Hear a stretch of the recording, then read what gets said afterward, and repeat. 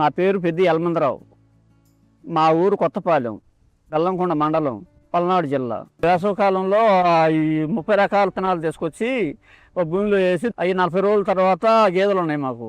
ఆ గేదెలు వదిలి మేపుకుంటాం. మేపుకున్న తర్వాత మళ్ళీ భూమిలో కలయి దున్నుకొని తర్వాత వేరే రకాల పంటలు వేసుకుంటాం. మేము వేసుకున్న పిఎండిఎస్సి వల్ల ఈ ప్రధాన పంటలో దిగుబడి పెరిగి ప్రధాన పంటకి దిగుబడి బాగా పెరుగుతుంది.